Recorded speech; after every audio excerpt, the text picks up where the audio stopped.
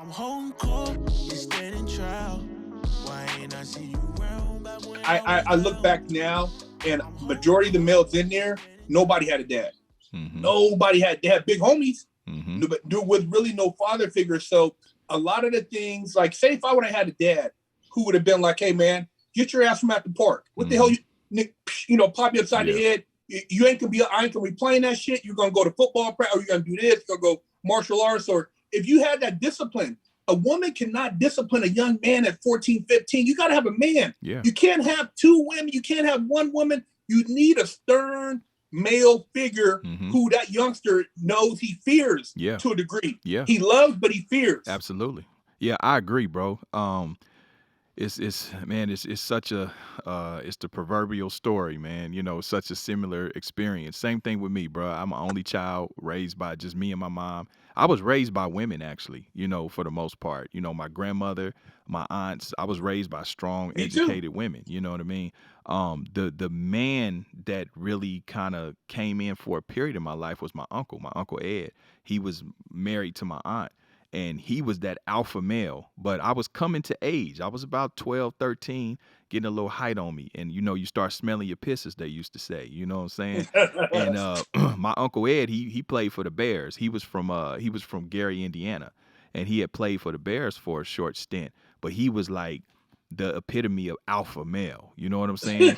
And I remember he was going to make me tough. You know, he took me under his wing like I was, you know, a blood nephew. But he had such an impact on me, you know what I'm saying? But I needed that, and I didn't understand at that time, you know. But, you know, and my mother wasn't weak by no stretch of the imagination. I mean, I used to watch my mama fight niggas, you know what I'm saying? My mom, you know, I grew up around domestic violence, but it ain't like what you think, you know what I'm saying? My mother wasn't the pounded on damsel in distress. No, you know what I'm saying? She won some of them fights, you know what I'm saying? So my mother was still very strong. But when I got 14, 15, 16, you know, I was damn near 6 feet tall.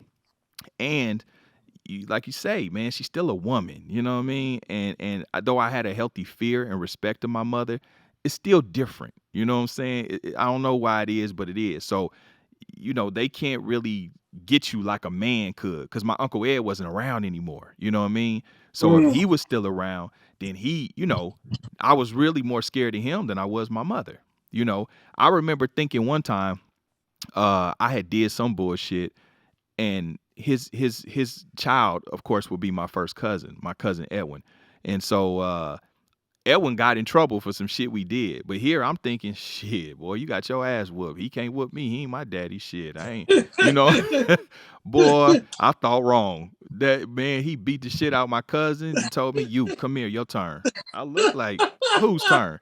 Yeah, you ain't my daddy. Yeah, he showed me. He gave me one of them good James Evans. You know what I'm saying? You know what I mean? But that's what I needed at that time. You know, and I didn't realize that, of course, hindsight 2020, once you become a man and a father. But, you know, that's why I think it's important in our community where you have mentors, you know what I'm saying? Because, see, I never had mentors. I never had somebody older than me to really stay close and say, hey, man, look, you fucking up, you know. Don't do that, dog. Like, I try to be to a lot of the little homies, you know what I mean? Like, hey, I know for a fact I done saved a couple young niggas' lives, you know. Cause a lot of the young cats I know, man, they do that. They about that life. And not only did I save their life, I done saved the lives of others, you know, by keeping them on the leash. You know what I'm saying?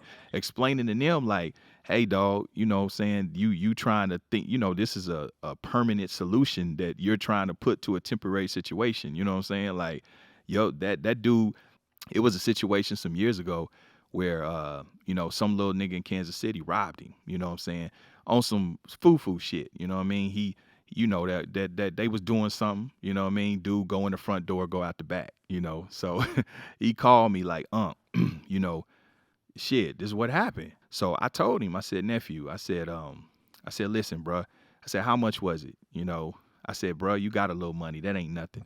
I said, you just bought him for that. You know what I'm saying? So you bought him for that little money. You ain't got to deal with him ever again in life.